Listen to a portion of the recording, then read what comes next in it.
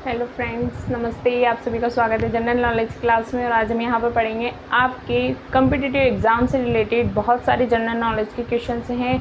तो सभी अपनी कॉपी और पेन लेकर बैठिए ताकि सभी के पास में ये क्वेश्चंस जो हैं वो नोट डाउन कर सकें आप सब। ठीक है, तो सभी अपनी कॉपी और पेन लेकर बैठिए। क्लास को जितना हो सके उतना शेयर कर दीजिए अपने फ्रेंड्स के साथ में ताकि सभी के पास ये क्लास पहुँच जाए और सभी को इस क्लास का बेनिफिट मिल सके। ठीक है, आज हम यहाँ पर पढ़ेंगे भारत की अर्थव्यवस्था के बारे में। यहाँ पर कुछ जनरल नॉलेज के कुछ क्वेश्चंस हैं जो कि आपके आने वाली परीक्षा एलडीसी, बीएसटीसी, आरपीएससी उन सभी के लिए बहुत महत्वपूर्ण है। तो ये सारे क्वेश्चंस आपकी कॉपी में नोट डाउन कीजिए और ये सारे क्वेश्चंस आप लोग नेगलेक्ट नहीं करेंगे। सारे क्वेश्चंस अपनी कॉपी में नोट डाउन कीजिए और उसको पढ़िए। ठीक है, उसको पढ़ते रहिए ताकि आपके जो पीछे जो क्वेश्चंस करवा रखे हैं मैंने उन सभी का भी रिवीजन साथ साथ करते रहिए। किसी को छोड़ना नहीं है हमें। सारे क्वेश्चंस हम लोगों को क्या करने, नोट डाउन करके चलने। ठीक है, बाकी ये करंट अफेयर्स के जो क्वेश्चंस हैं उसको हम लोग कल पढ़ते हैं। आज की यहाँ पर देख लेते हैं कि भारत की अर्थव्यवस्था के कुछ जनरल नॉलेज के कुछ क्वेश्चंस हैं जो कि आपकी परीक्षा की दृष्टि से बहुत महत्वपूर्ण है। तो यहाँ पर अब हम लोग टॉपिक वाइज पढ़ेंगे। ठीक है, तो आज हम पढ़ रहे हैं यहाँ पर भारत की अर्थव्यवस्था, फिर उसके बाद में कुछ और पढ़ेंगे, देखते हैं सामान्य ज्ञान में, और फिर भारत का इतिहास वगैरह ये सब पढ़ेंगे हम लोग। लेकिन फ़िलहाल हम यहाँ पर पढ़ेंगे भारत की अर्थव्यवस्था के बारे में। कुछ जनरल नॉलेज के क्वेश्चन हैं जो कि आपकी परीक्षा की दृष्टि से बहुत महत्वपूर्ण है। सभी अपनी कॉपी और पेन लेकर बैठना ताकि यहाँ से जो भी क्वेश्चंस बन रहे हैं वो सारे क्वेश्चंस आपकी कॉपी में आप सब नोट डाउन कर सके। ठीक है, तो फर्स्ट क्वेश्चन क्या है हमारा? फर्स्ट क्वेश्चन है कि कापाट का संबंध किससे है? कापाट का संबंध किससे है? पहले तो ये देखिए कापाट की फुल फॉर्म क्या होती है। कापाट की अगर आपसे फुल फॉर्म पूछ ली जाए तो इसकी फुल फॉर्म क्या हो जाएगी? कापाट। ठीक है, इसकी फुल फॉर्म हो जाएगी council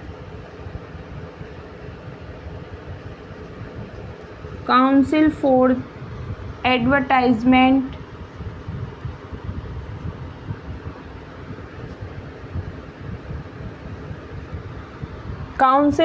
advertisement and public peoples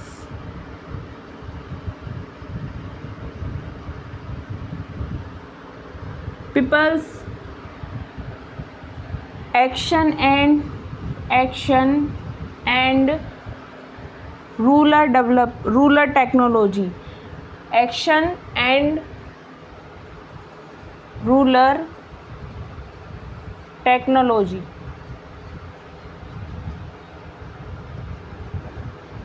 ये इसकी फुल फॉर्म हो जाएगी किसकी? कापाट की। कापाट की फुल फॉर्म अपने आप लिख लीजिए आप, मैं बोल देती हूँ। इस पे तो आपको शायद नहीं दिख रहा होगा या फिर दिख रहा होगा तो लिख लीजिए आप यहाँ पर कि council of advertisement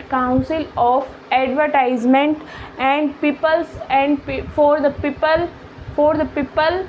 peoples action and rural technology. ये इसकी फुल फॉर्म हो जाएगी किसकी? हो जाएगी कापाट की। ठीक है, अब यहाँ पर पढ़ते हैं कि कापाट की अगर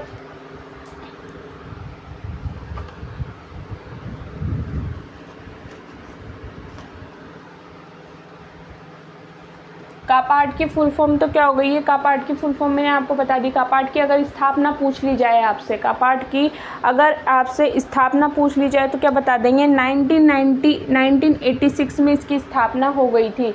किसके लिए बनवाया था? यह बनवाया था राजीव गांधी जब प्रधानमंत्री थे, तब उनके टाइम पे ये बना था। ठीक है, राजीव गांधी जब प्रधानमंत्री थे तब उन्होंने बनवाई थी ये योजना। कौन सी योजना है? जो कि गरीबों और दलितों बच्चों के विकास के लिए यह योजना तैयार की गई थी। ठीक है, गरीब और दलित बच्चे जो हैं, जो आदिवासी क्षेत्र में आते हैं, उन सभी बच्चों को के विकास के लिए, उन सभी को शिक्षा महत्वपूर्ण हो, उन सभी के लिए शिक्षा, रहन सहन, सभी के लिए, उन सभी के लिए इस योजना को तैयार किया गया था। मतलब कि एक विकासशील योजना थी जिसको तैयार किया गया था।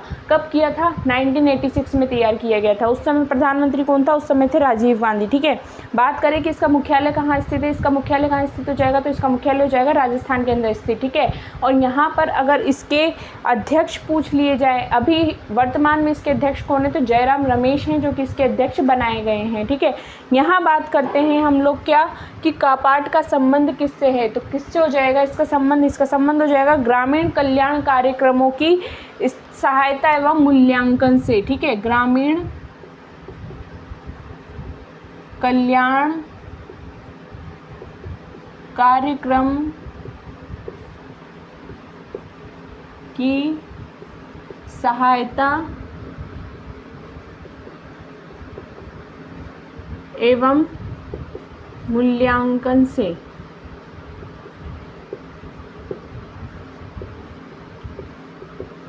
ठीक है, ये हो जाएगा का पार्ट का संबंध। अगर आपसे ऑप्शन में आ गया आपके कि क्वेश्चन आ गया आपके एग्जाम में कि का पार्ट का संबंध किससे है, तो उसका आंसर क्या दे देंगे, ग्रामीण कल्याण कार्यक्रम की सहायता एवं मूल्यांकन से इसका संबंध हो जाएगा। अगला है यहाँ पर कि मिश्रित अर्थव्यवस्था का अर्थ क्या है।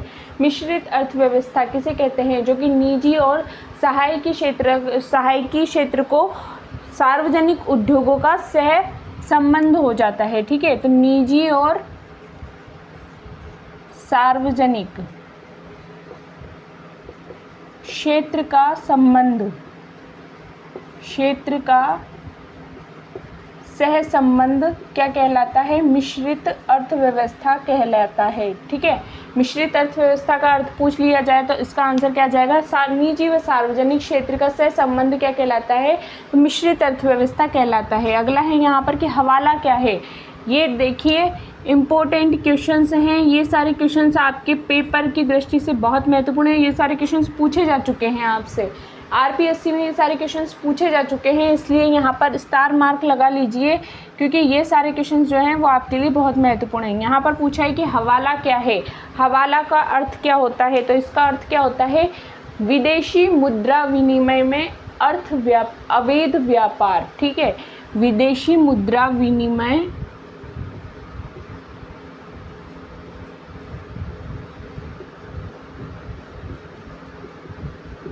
का अवैध व्यापार,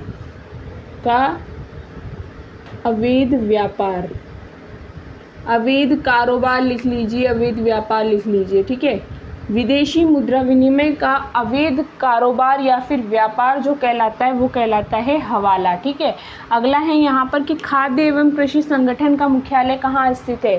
खाद्य एवं कृषि संगठन किसको बोलते, इसको इंग्लिश में क्या बोलते हैं, इसको बोलते हैं यहाँ पर इंग्लिश में फूड एंड एग्रीकल्चर ऑर्गेनाइजेशन। क्या बोला जाता है, फूड एंड एग्रीकल्चर ऑर्गेनाइजेशन इसको बोला जाता है, खाद्य एवं कृषि संगठन को। बात करें कि इसकी स्थापना कब हुई थी, इसकी स्थापना कब की गई थी, खाद्य एवं कृषि संगठन की स्थापना कब हुई थी, तो यह हुई थी 16 अक्टूबर 1945 को इसकी स्थापना की गई थी। फिलहाल यहाँ पर पूछा है कि मुख्यालय कहाँ स्थित है, मुख्यालय कहाँ स्थित हो जाएगा, इसका मुख्यालय हो जाएगा रोम में स्थित। और रोम किसकी राजधानी है, रोम हो जाएगी इटली की राजधानी। ठीक है, रोम किसकी राजधानी है, इटली की राजधानी है रोम, जहाँ पर खाद्य एवं कृषि मतलब कि FAO का मुख्यालय स्थित है।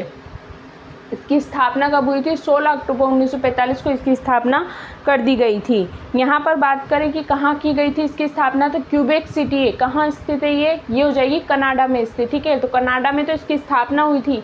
इसका मुख्यालय कहाँ स्थित है, इसका मुख्यालय स्थित है रोम के अंदर। कहाँ स्थित है, रोम के अंदर इसका मुख्यालय स्थित है। जो रोम किसकी राजधानी है, रोम हो जाएगी इटली की राजधानी हो जाएगी रोम। यहाँ पर बात करें कि इसके महानिदेशक कौन है, तो जैक्स डियोफ हैं। इसके महानिदेशक कौन हो जाएंगे, जैक्स डियोफ। किसके महानिदेशक हैं, तो ये हो जाएंगे FAO के महानिदेशक हो जाएंगे। इसकी स्थापना पूछी जाए तो 1948 बता दीजिए। इसका मुख्यालय पूछा जाए, मुख्यालय 1948 में इसकी स्थापना कहाँ हुई थी, तो ये हुई थी कनाडा में, क्यूबेक सिटी में इसकी स्थापना की गई थी कनाडा के अंदर। और इसका मुख्यालय पूछा जाए तो मुख्यालय क्या बता देंगे, रोम के अंदर इसका मुख्यालय स्थित है। अगला है यहाँ पर कि राउरकेला में इस्पात कारखाने की स्थापना किस देश के संयोग से की गई थी, तो यह की गई थी जर्मनी के संयोग से। किसके संयोग से हुई थी, जर्मनी एक देश है जिसके संयोग से इसकी स्थापना की गई थी, किसकी, इस्पात कारखाने की स्थापना। ठीक है, अगला है यहाँ पर कि राष्ट्रीय विकास परिषद का पदेन सचिव कौन होता है।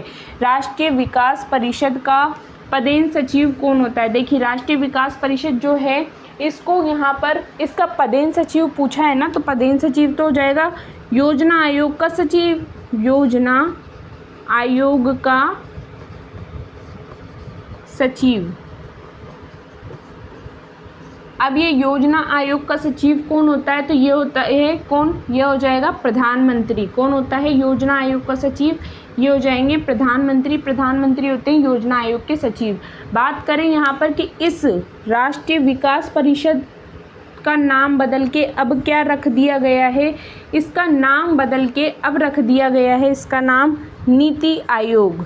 अब आप सबको पता होगा ना कि नीति आयोग के अध्यक्ष कौन है, तो नीति आयोग के अध्यक्ष कौन हो जाएंगे, ये हो जाएंगे नरेंद्र मोदी। ठीक है, नीति आयोग के अध्यक्ष कौन हो जाते हैं, तो ये हो जाएंगे नरेंद्र मोदी। और यहाँ पर बात करें कि इसका नाम कब परिवर्तित किया गया था, नीति आयोग का नाम कब परिवर्तित हुआ था, तो ये हुआ था 2014 में इसको नाम चेंज करके इसका नाम रख दिया गया था यहाँ पर नीति आयोग। और नीति आयोग के सचिव कौन होते हैं, तो ये होते हैं प्रधानमंत्री। और प्रधानमंत्री कौन है, तो नरेंद्र मोदी हैं, जो कि केंद्रीय सरकार द्वारा चलाया जाता है। ठीक है, बात करें यहाँ पर कि अगला क्वेश्चन की बात करते हैं, तो अगले क्वेश्चन हम लोग देखते हैं हमारी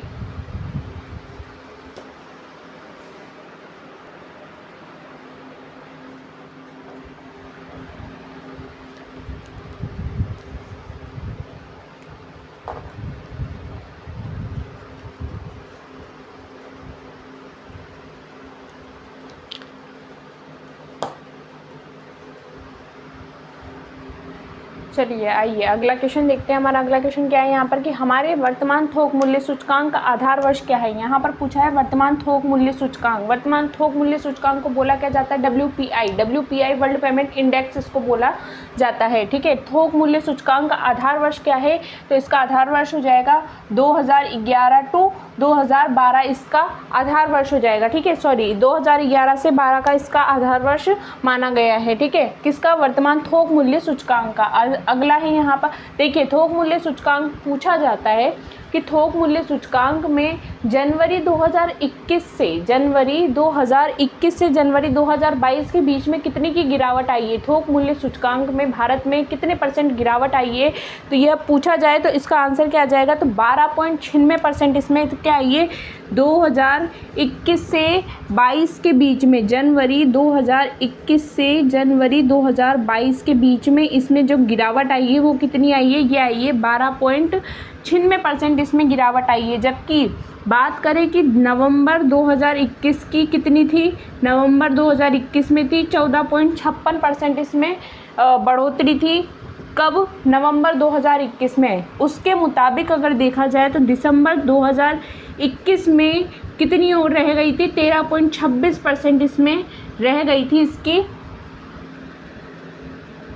13.26%। ठीक है, 13.26% थी दिसंबर 2021 में। उसके बाद गिरती गई 2022 में कितनी आ गई, 12.96% इसमें गिरावट आ गई थी। ठीक है, यहाँ पर नवंबर 2021 में कितनी थी, तो यह थी 14.56%। उसके बाद में पूछी जाए आपसे दिसंबर में कितनी थी, तो 13.26% इसमें गिरावट आई थी। फिर उसके बाद में बात करें कि जनवरी, फिर उसके बाद जनवरी लग गया, तो जनवरी में कितनी आई थी, जनवरी में 2021 से लेकर 22 तक की देखी जाए तो 12.96% इसमें गिरावट आई है। ठीक है, अगला देखते हैं यहाँ पर कि भारत के फॉरेन एक्सचेंज रिजर्व्स, भारत के फॉरेन एक्सचेंज रिजर्व्स इसको इंग्लिश में क्या नाम दिया जाता है, इंग्लिश में दिया जाता है इसको foreign exchange reserves of India. ठीक है, foreign exchange reserves of India इसका इंग्लिश में बोला जाता है। किसके संरक्षण में रखे जाते हैं, किसके संरक्षण में रखे जाते हैं, तो ये रखे जाते हैं RBI के संरक्षण में। और RBI को फुल फॉर्म क्या होती है इसकी, भारतीय रिजर्व बैंक के संरक्षण में, भारतीय रिजर्व बैंक के संरक्षण में। ठीक है, भारतीय रिजर्व बैंक के संरक्षण में रखी जाती है। अगला है यहाँ पर कि भारत में संघ सरकार के व्यय का सर्वाधिक महत्वपूर्ण मद कौन सा है। भारत में संघ सरकार के व्यय का सर्वाधिक महत्वपूर्ण मद पूछा है, तो इसका आंसर क्या आ जाएगा, इसका आंसर आ जाएगा ब्याज भुगतान। ब्याज भुगतान है जो कि संघ सरकार द्वारा, संघ सरकार का एक महत्वपूर्ण सर्वाधिक महत्वपूर्ण मद है। ठीक है, ब्याज भुगतान को अगर इंग्लिश में पूछा जाए तो क्या बोलते हैं इसको? इंटरेस्ट पेमेंट इसको बोला जाता है। ठीक है, ब्याज भुगतान मतलब कि इंटरेस्ट पेमेंट इसको बोला जाता है, जो कि भारत में संघ सरकार के व्यय का सर्वाधिक महत्वपूर्ण मद बताया गया है। अगला है यहाँ पर कि मुक्त व्यापार क्षेत्र घोषित किए जाने वाला भारत का पहला निर्यात प्रसंस्करण क्षेत्र कौन सा है? भारत का पहला निर्यात प्रसंस्करण मतलब कि भेजे जाने वाला प्रसंस्करण कौन सा है? तो यह हो जाएगा कौन सा? सांता क्रूज है, जो कि सबसे पहले भेजा गया था। ठीक है, ये कहाँ स्थित है? ये तो ये हो जाएगा मुंबई में। कहाँ पर स्थित है? मुंबई में यह स्थित है, जो कि सांता क्रूज है। सांता क्रूज ने पहला मुक्त व्यापार क्षेत्र घोषित किए जाने वाला भारत का पहला निर्यात प्रसंस्करण जिसको बोला गया था वो बोला गया था सांता क्रूज को। ठीक है, सांता क्रूज कहाँ स्थित है? तो आप बता देना, मुंबई में स्थित है। अगला है यहाँ पर कि भारतीय बजट को किन किन क्षेत्रों में विभाजित किया गया है? भारतीय बजट है उसको किन किन क्षेत्रों में निर्वाचित किया गया है? इसका आंसर आ जाएगा राजस्व बजट और पूंजी बजट में। राजस्व बजट और पूंजी बजट है उसके अंदर इसको निर्वाचित किया गया है।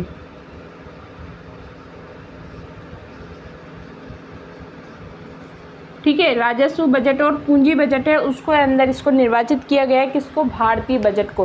भारतीय बजट अभी मंत्री कौन है? भारतीय बजट के मंत्री भारत में कौन है? तो ये कौन हो जाएंगी? निर्मला सीतारमण है, वो हो जाएंगी भारत में केंद्रीय बजट मंत्री कौन हो जाएंगी? निर्मला सीतारमण। इन्होंने भारत में बजट कब पेश किया था? अभी 2022 में पेश किया था। कब किया था? 1 फरवरी 2022 को इन्होंने भारत में बजट को पेश किया था। ठीक है, एक बजट को पेश करने के लिए क्या होता है कि किसी भी एक साल का वित्तीय ब्यौरा जो होता है उसको दूसरे साल में मतलब उसको एक साल का पूरा वित्तीय ब्यौरा जो होता है उसको बोलते हैं यहाँ पर संघीय बजट। क्या बोलते हैं? संघीय बजट उसको बोला जाता है, जो कि शुरू कब से होता है? एक साल कब से बनता है? यह बनता है 1 अप्रैल। मान लीजिए अब जो आने वाला बजट होगा वो कब का होगा? 1 अप्रैल 2022 से 31 मार्च 2023 का बजट होगा।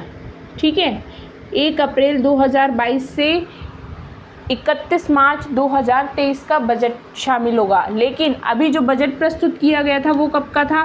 वो था 1 अप्रैल 2021 से 31 मार्च 2022 का बजट प्रस्तुत किया गया था। कब किया था? तो यह किया था 1 फरवरी को। ठीक है, 1 फरवरी को किया था, मतलब कि 1 अप्रैल 2021 से 31 मार्च 2022 तक का जो बजट तैयार किया गया था वो यहाँ पर प्रस्तुत किया गया था 1 अप्रैल को। ठीक है, 1 फरवरी को। अगला देखते हैं यहाँ पर अगला क्वेश्चन क्या है हमारा। यहाँ पर देखिए सारे क्वेश्चन जो भी हैं सारे अपनी कॉपी में नोट डाउन कीजिए आप सब, क्योंकि ये भारत की अर्थव्यवस्था के जनरल नॉलेज के क्वेश्चन है। कौन सा क्वेश्चन कहाँ से उठ के आता है? हर कम्पिटिटिव एग्ज़ाम के लिए जीके बहुत महत्वपूर्ण है। जीके प्लस करंट अफेयर्स जो होती हैं वो तो आपके डेफिनेटली हर एग्ज़ाम में आती हैं।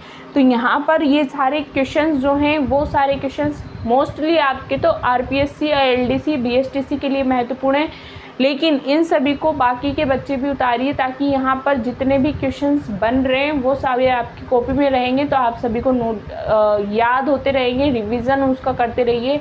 पीडीएफ जो है पीडीएफ आपको टेलीग्राम पर अपलोड करवा दी जाती है, वहाँ पर टेलीग्राम से आप लोग पीडीएफ देख सकते हैं। सभी की पीडीएफ वहाँ पर मिल जाएगी आपको। ठीक है, तो टेलीग्राम को ज्वाइन कीजिए, वीडियो को सब्सक्राइब कीजिए, लाइक कीजिए और शेयरिंग जितना हो सके उतना फ्रेंड्स को शेयर कर दीजिए ताकि सभी के पास में ये वीडियो पहुंच जाए। ठीक है, और देखते हैं इसके आगे वाले क्वेश्चंस देखते हैं हम लोग। यहाँ पर आगे वाले क्वेश्चन क्या हैं?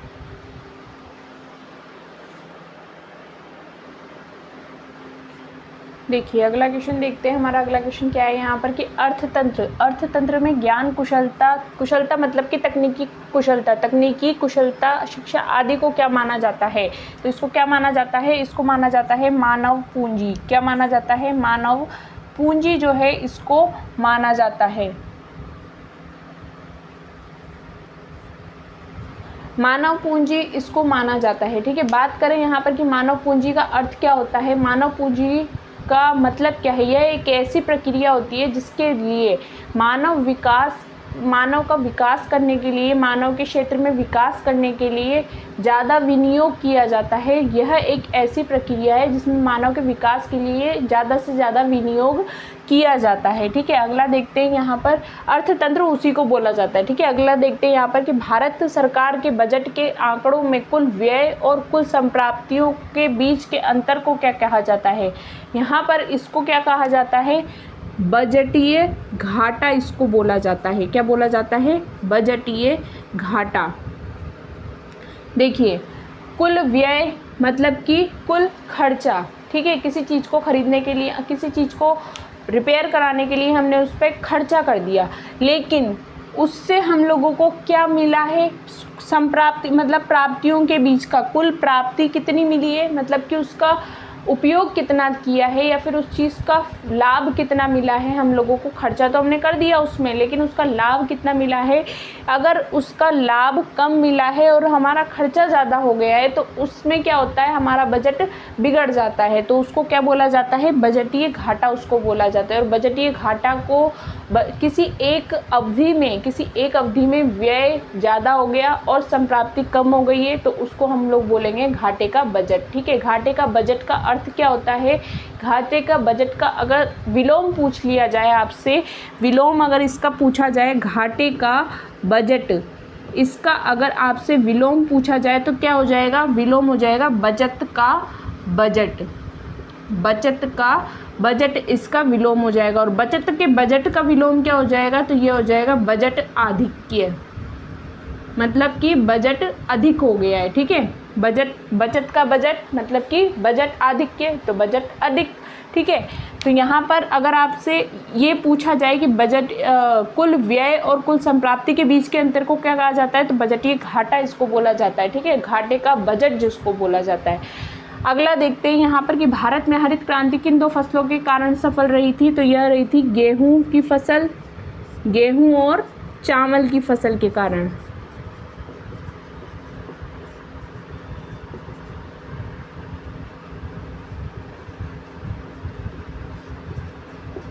फसल के कारण, यह किसके कारण रही थी, तो गेहूं और चावल की फसल के कारण यह हरित क्रांति सफल रही थी। बात करें कि हरित क्रांति को और किस नाम से जाना जाता है। हरित क्रांति का अगर दूसरा नाम आपसे पूछा जाए कि भारत में हरित क्रांति को और दूसरे नाम से किस नाम से जाना जाता है, तो इसका आंसर क्या आ जाएगा, इसको यहाँ पर सदाबहार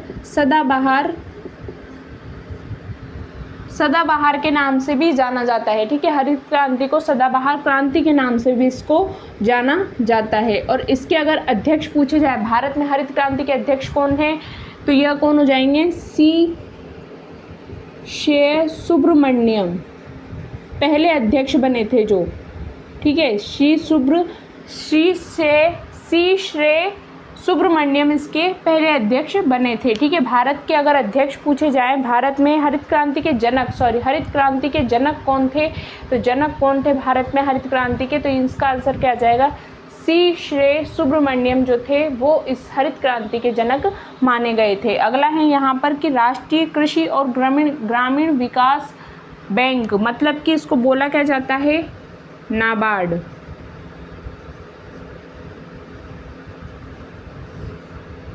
नाबार्ड इसको बोला जाता है। ठीक है, नाबार्ड बैंक की स्थापना कब की गई थी, इसकी स्थापना हुई थी 6वीं पंचवर्षीय योजना में इसकी शुरुआत की गई थी, जिसका कार्यकाल कब से कब तक का था, तो यह था 1980 से 1985 के बीच इसका कार्यकाल बताया गया था। किसका, नाबार्ड की स्थापना अगर आपसे पूछी जाए तो क्या बता देंगे, 1980 के बीच में, मतलब कि इसकी स्थापना हुई थी, तो इसकी स्थापना हो जाएगी 1980 के बीच में और 1985 तक के बीच का इसका कार्यकाल बताया गया था। किसका, यह हो गया था राष्ट्रीय कृषि और ग्रामीण विकास बैंक का कार्यकाल बताया गया था, जो कि 6वीं पंचवर्षीय इसकी स्थापना अगर पूछी जाए, स्थापना तो आप बता देंगे 1980 में, लेकिन अगर इस छठवीं पंचवर्षीय योजना का कार्यकाल पूछा जाए तो इसका आंसर क्या आ जाएगा, तो 1980 से 1985 के बीच में इसकी स्थापना, इसका कार्यकाल बताया गया था छठवीं पंचवर्षीय योजना का। ठीक है, अगला है यहाँ पर कि 11वीं पंचवर्षीय योजना की शुरुआत कब की गई थी। 11वीं पंचवर्षीय योजना की शुरुआत कब हुई थी, तो यह हुई थी 2007 से 2012 के बीच में इसकी शुरुआत की गई थी। किसकी, 11वीं पंचवर्षीय योजना की शुरुआत 2021 से 2022 से 2007 से 2012 के बीच में इसकी शुरुआत हुई थी। किसकी, 11वीं पंचवर्षीय योजना की। यहाँ पर बात करें कि हरित क्रांति के टाइम पे इस कार्यकाल के बीच में नाबार्ड जब स्थापना हुई थी, नाबार्ड की छठवीं पंचवर्षीय योजना के दौरान अध्यक्ष कौन बनी थी, तब यहाँ पर अध्यक्ष कौन थी इसकी, तो यह हो जाएंगी इंदिरा गांधी इसकी अध्यक्ष बनी थी। कौन बनी थी, इंदिरा गांधी इसकी अध्यक्ष बनी थी। किसकी, यह बनी थी इस नाबार्ड बैंक की। ठीक है, अगला देखते हैं यहाँ पर अगला क्वेश्चन क्या है। सभी देखिए अपनी कॉपी में नोट डाउन कीजिए और जितना हो सके वीडियो को शेयर कर दीजिए। सभी बच्चे अपनी अपनी कॉपी में नोट डाउन करेंगे और वीडियो को जितना हो सकेगा उतना फ्रेंड्स के साथ, रिलेटिव्स के साथ, जिसके से साथ शेयर करना है सबके साथ शेयर कर दीजिए। सब्सक्राइब करना बिल्कुल ना भूलें, सब्सक्राइब ज़रूर कीजिए, लाइक कर दीजिए वीडियो को पसंद आ रही है तो। अगर आपको किसी भी बात की परेशानी है, देखिए आपके क्वेश्चन मेरे पास नहीं आ रहे हैं, आपके कमेंट के क्वेश्चन जो हैं वो मेरे पास नहीं आ रहे हैं कि मैडम इस तरीके की हमें परेशानी हो रही है या इस तरीके के क्वेश्चन करवा दीजिए।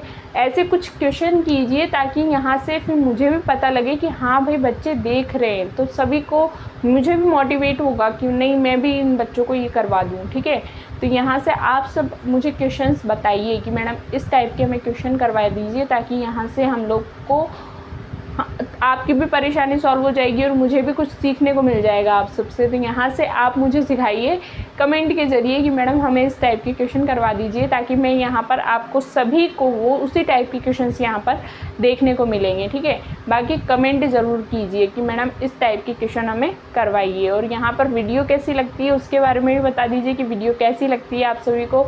अगला क्वेश्चन देखते हैं, हमारा अगला क्वेश्चन क्या है यहाँ पर।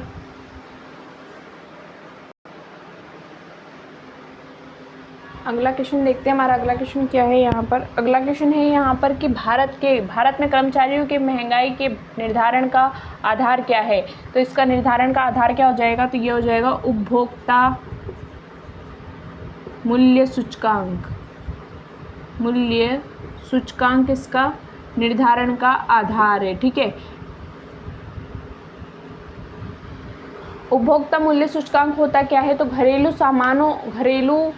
घरेलू सामानों और उसके बीच का जो औसत होता है, उसके मूल्य का जो औसत होता है, उस मूल्य को मापने वाला एक यंत्र होता है। एक यंत्र वो क्या कहलाता है, घरेलू मूल्य सूचकांक कहलाता है। ठीक है, अगला है यहाँ पर कि भारतीय प्रतिभूति एवं विनिमय बोर्ड कब स्थापित किया गया। भारतीय प्रतिभूति एवं विनिमय बोर्ड, अब इसको इंग्लिश में क्या बोलते हैं, इसको बोलते हैं सेबी। सेबी की स्थापना कब की गई थी भाई, बताया है मैंने आपको। करंट के क्वेश्चंस पढ़ते रहिए, करंट के क्वेश्चंस पे ध्यान दीजिए।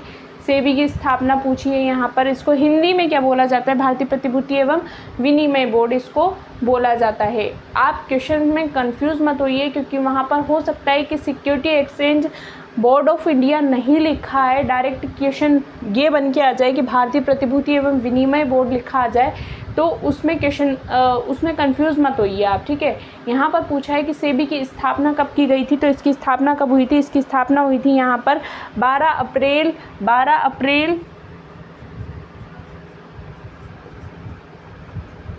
1988 में इसकी स्थापना की गई थी। ठीक है, 1988 में इसकी स्थापना हुई थी। 12 अप्रैल 1988 को इसकी स्थापना हुई थी। किसकी, सेबी की। सेबी की फुल फॉर्म क्या होती है, सेबी की फुल फॉर्म लिख लीजिए, security exchange board of India इसकी फुल फॉर्म होती है।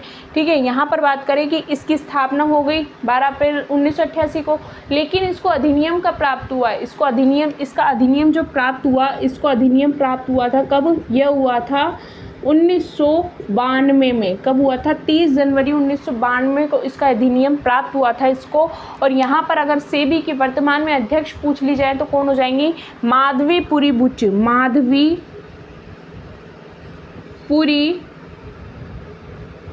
बुच ये इसकी अध्यक्ष हो जाएंगी सेबी की। ठीक है, कब ये पद कब इन्होंने धारण किया था?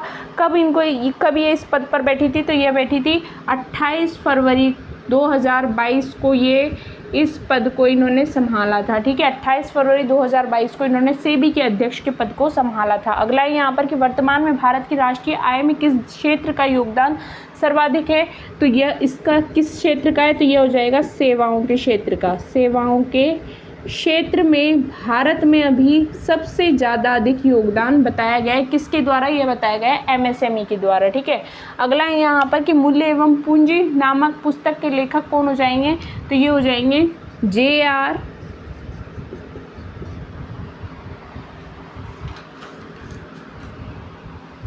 हैक्स हैं, जो कि इस पुस्तक के लेखक हो जाएंगे। पुस्तक का नाम क्या है? मूल्य एवं पूंजी नामक पुस्तक है। ठीक है, उसके लेखक कौन हो जाएंगे? जे.आर. हैक्स इसके पुस्तक के लेखक हो जाएंगे। ठीक है, अगला है यहाँ पर कि भारत में बेरोजगारी के आंकड़े किस संगठन द्वारा प्रकाशित किए जाते हैं? किस संगठन के द्वारा प्रकाशित किए जाते हैं?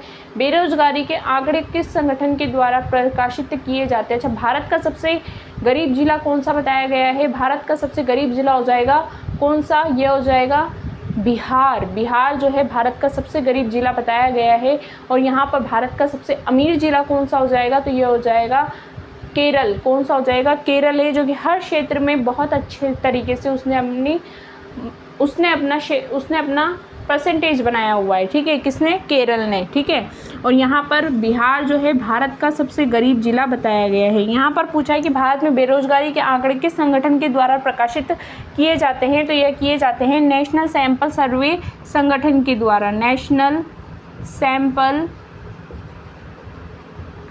सर्वे संगठन के द्वारा इसको प्रकाशित किया जाता है। और इसका अभी नाम बदल कर के क्या रख दिया गया है? इस नेशनल सैंपल सर्वे संगठन का नाम बदल कर रख दिया है यहाँ पर राष्ट्रीय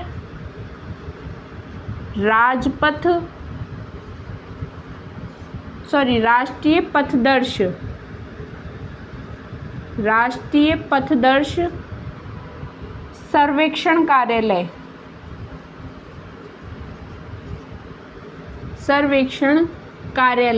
ये इसका नाम बदल के अब रख दिया है। किसका? ये हो जाएगा नेशनल सैंपल सर्वे संगठन का नाम बदल के रख दिया गया है। भारत में जो किसके आंकड़े बताता है? ये बताता है बेरोजगारी के आंकड़े। ठीक है, भारत में बेरोजगारी के आंकड़े बताने के लिए किस संगठन के द्वारा प्रकाशित किए जाते हैं? तो ये किए जाते हैं नेशनल सैंपल सर्वे संगठन के द्वारा। लेकिन इसका नाम बदल के अभी क्या रख दिया है? नाम बदल के रख दिया है राष्ट्रीय पथदर्श सर्वेक्षण कार्यालय इसका नाम रख दिया है। ठीक है, और अभी इसकी स्थापना अगर पूछी जाए आपसे कि इसकी स्थापना कब हुई थी, तो इसकी स्थापना लिख दीजिए यहाँ पर 1950 में इसकी स्थापना हुई थी। वर्तमान में इसके मुखिया कौन हैं? इसके मुखिया कौन हो जाएंगे? तो ये हो जाएंगे प्रोफेसर बिमल